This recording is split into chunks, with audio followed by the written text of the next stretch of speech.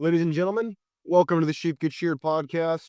I'm your host, Austin Creed, and my friends, I listened to something this morning that really blew me away. I did not know that there was a debate. It wasn't really a debate, it was more of a conversation gone wrong between CGA, shout out to CGA, Coach Greg Adams, and Alex Wilson. I don't even know much about Andrew Wilson. I don't know much about him. All I know is he's a more conservative kind of he's supposed to be a more like red pill guy apparently, but he's more like the Christian conservative type red pill guy. You know the type, right? The type that tells you, "Oh, just get married, just basically do everything." The antithesis of what we talk about on this show. Essentially, go for the ecclesiastics version of marriage. If you're a Christian, you're less likely to get divorced. Be more invested in church. Be more spiritual. Be more of a Christian, and the church is going to bat for you. And just pour yourself into community, into church, and tithe, and pray you don't get divorced. And if you integrate yourself enough with the Christian church, then your wife's just gonna roll over and your wife's gonna always be fit, always want to have sex with you, all this stuff, right? Versus Coach Greg Adams, if you've never listened to him, I've listened to him for years. I think I'm one of the few white guys who listens to him. I love Coach; he's fantastic. Um, but when it comes down to it, they're very different people, and the reason I bring this up is not because I want to hype or dick ride anybody. The reason I bring it up is because it was an interesting parallel between truth and ideals. If any of you are more Christian or if you're more religious, you get this ideals conversation every single day of your life. Everybody who's also religious will tell you, "Oh, don't care about reality. No, no, no. You need to shoot for this. You need to emulate God. You need to emulate Jesus. You need to emulate ex prophet. You need to emulate this pastor, this theologian. You basically need to emulate everybody except for people they don't like. You need to not embrace reality, instead shoot for the ideal." And the reason I love this conversation, even though it went horribly wrong in a lot of cases, because I listened to a majority of it, was this truth and ideals conversation. Coach is more of a truth guy, as in, he gives it to you straight when it comes to, pause, by the way, on that. He gives it to you straight when it comes to, look, this is the reality of life we're living in. This is what is happening out here. Outside the church, outside your bubble, this is the world. This is the world you're living in, whether you like it or not. This is reality. This is what girls are doing. This is what most men are experiencing. I understand that in your dream world, this is what you want to happen, but this is not what's actually happening for most men. That is what CGA talks about at length on his show. Now, you contrast that with what Andrew Wilson was talking about, and instead, what he was talking about is what I've heard my whole life. I've heard this my whole life. The malarkey of, "Oh, just get married, just go for it, just shoot, just submit to God, submit to a church reverend, and pour yourself into church and pray it works," essentially. And it's more likely to work out, and just go for it is essentially the prescription that they give, which for some people it works, and that's great and fantastic for you. But the problem is, for most men, that's not how it works. And on top of it all, you're selling men something that most of them cannot achieve. You can't sell people hope without giving them a false reality that they think they're living in. Let me explain. If, for example, if Andrew Wilson, if his philosophy, which is what a lot of traditional conservatives preach, if it was achievable, we wouldn't be having this conversation. If it was norm, we wouldn't be having this conversation, because I would be agreeing with him and I'd be going for it. In an ideal world, I agree with everything he said.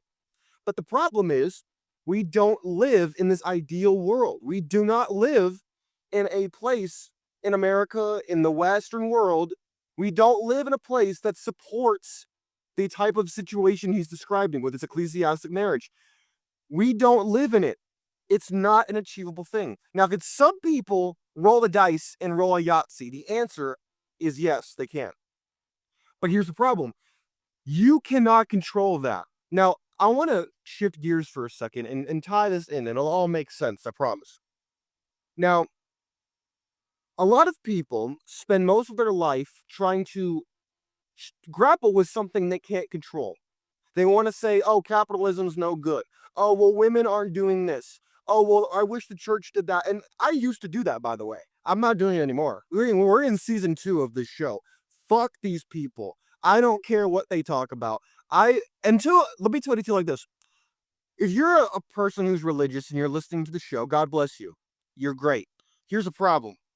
Unless you can give me, as a non-married man who grew up in the church, unless you can give to me right now this so-called ecclesiastic marriage that Andrew Wilson is talking about, unless you can give me a tattoo-free, debt-free virgin woman who's a Christian who's gonna sit there and I'm not gonna control her or do anything like that. I have no desire to control women. But unless you're going to give me somebody who's there, wants to be part of my program, is going to get on board with what I want to do, and is going to sit there and listen to me while I help her and build up this family, unless you can give me that, you better stop talking. I don't give a fuck what you're talking about. Fuck off. I fucking hate it when I have to listen to these people lecture me about what I should want. Well, you should want this. You know what I want? What every other man has wanted, but guess what? Oh, too bad. You can't really have it, or you can get some of it, but not all of it. And at any point in time, even if you're getting what you want, it can be taken from you at any time. I have a guy with a Ferrari who drives by. If she suddenly wants to go have a black guy phase, and I'm white. Oh, she suddenly wants to go off with a girl trip to Las Vegas. All of a sudden, boom, all that hard work, everything is gone. Now, again, some people can make this work. Me, I work too hard, have too many things going on in my life to put myself in this position. I refuse to cuck myself out and put myself in an okay. My mind's going too fast. I gotta slow this train down a little bit. Okay. Let's back up. Back up, Austin, back up. If in in my pre-law studies, we learned about the idea of you can't lopside an agreement too much in one person's favor because that's called unjust enrichment. You cannot lopside an agreement to the point where one person is basically getting nothing out of the agreement while the other party gets everything. It is called unfair or unjust enrichment, and it's illegal. Now, you apply that to a corporation, they have those rules. For some reason, people don't see marriage as a business, which it is, by the way.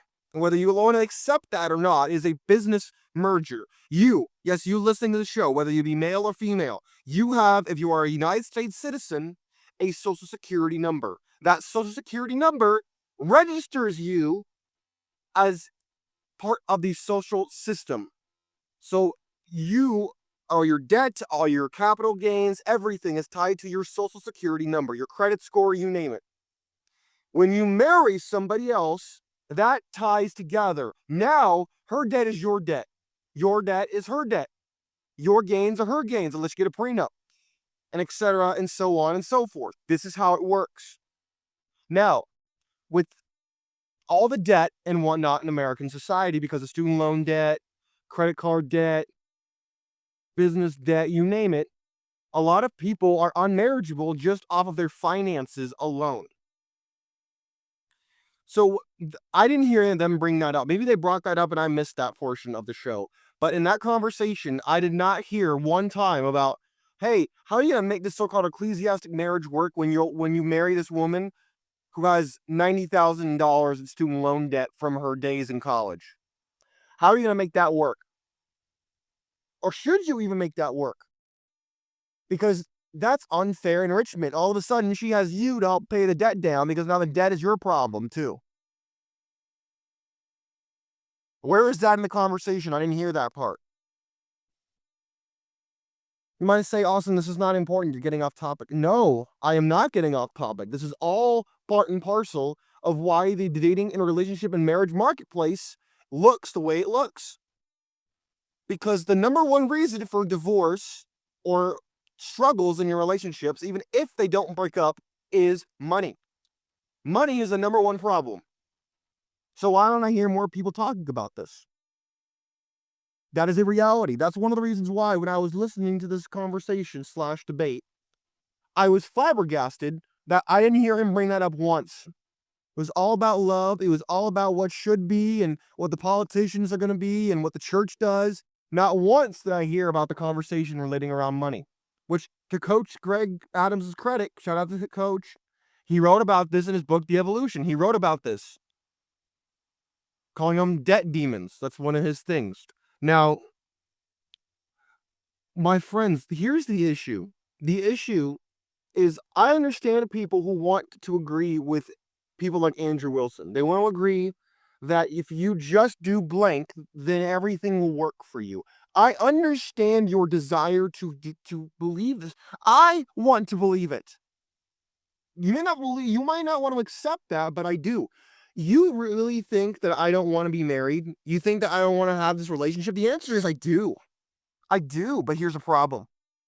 This is why I wrote Biblical Bachelor, one of my book. This is why I wrote it. It's not conceivable in most people's cases anymore. Or even if it's possible, it's not the investment it was. The 50s were a blip on human history. They were not the norm. We're not going back. Well, no matter how much we retrospect, no matter how much we wish for it, it's not coming back. The 50s are gone. It's not coming back. But here's the problem. People are selling you a dream that only if you go to church, you're immune to this. And it's not true. It's just not. I wish it was, but it's not. Divorce is a disease and it's contagious. One of your friends gets a divorce, or someone she knows at work gets a divorce. Guess what? Now she's more likely to get divorced. Statistically speaking, she is more likely to become divorced. And you can't control that. Zero. You have zero control over that. But this is why this conversation was so interesting to me, because Andrew kept going back to the same talking points, which was, well, this is what should, this is what ideally, this is what marriage could look like. He was talking about what should, would, or could, versus Coach was talking about what it is. And this truth versus ideals is what we see in this entire dating marketplace. We see what we want to see and wish for X, but we know we're getting Y. Even though we want X, we're getting Y. We're not getting what we think we're getting, or we delude ourselves in thinking that we might get it someday. That is the truth. Again, you can make things work. I am not saying you can't. What I'm telling you is that you are not going to get the full story, and the odds are stacked against you. Even if they're not right now, they could 5 years from now, 10 years from now, and you've lost all that time. You've lost everything that now is marital property. You are on the hook. You are on the hook. That's why when I talk about prenups and I hear women like squirm, I see them squirm when they talk about it. It's because they know this.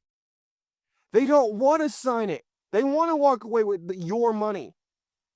Or at least have the option to pull the ripcord and know the parachute's there. That's what they want. They always want that get out of jail free card, like we're playing a Monopoly game. This is not a Monopoly game. This is life. And you might say, well, Austin, it's the prime breadwinner who is on child support and blah, blah, blah. Yes. Which means men, 90% of the time, if not more. And this, my friends, is not new to anybody who's paid attention. But what's new is that religion is really being called to the mat for the first time, and I'm here for it.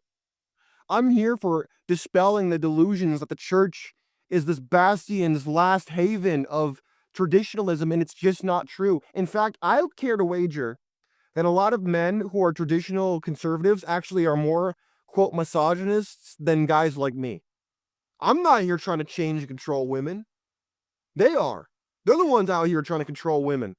Get their reverend to tell their wife to hook up with them to give them marital, missionary. That's what they want. I'm not. I'm not telling women to do that. I'm telling women, hey, you want to be hypergamous? You want to go after Chris Brown? You want to go after these people? Go ahead. I don't care what you do. Go ahead. Me, I'm going to keep building up to the point where I want to own the label that Chris Brown works for. That's what I want. That's how you win, gentlemen, is understanding you can only control yourself. You accept reality, even if you have ideals. You do not lose touch with reality. Otherwise, you lose touch of control of yourself. Because all of a sudden, you've lost yourself to the land of make-believe as opposed to the here and the now, which is what's going to help you win. And I know you don't want to hear this. I didn't want to hear it either. But guess what? Good medicine tastes lousy, and we need more of it. We need medicine that's going to heal our vision, not make us see something that's not real or might be half real and not half, and you don't know which is which. That's dangerous. If you haven't seen it, I recommend you see it. I think it's something that a lot of dudes are going to be split down the middle on, and rightfully so, because this truth and ideals conversation, so many people try to kind of bring the two together, and I understand it. You might argue I'd try to do that. But I'm more about the truth now. I was once very idealistic, not anymore. I don't believe in this idealism anymore. I believe that, yeah, of course things should be this or should be that, but it's not. And I don't see that changing anytime soon. So I'd rather focus on surviving and making sure that I can win, as opposed to making sure that I sell you a dream that's not even true. Or that some of you might be kind of live out 70 to 80% of it, maybe, and that's if you're lucky. And if you fail, you lose the game of life itself and you set yourself back 20 to 30 years. My friends, you let me know if you've seen this and what you thought about it. If you haven't seen it, I recommend you go see it, because everything I just said will make tremendously more sense. My friends, take care of yourselves. I'm out of here.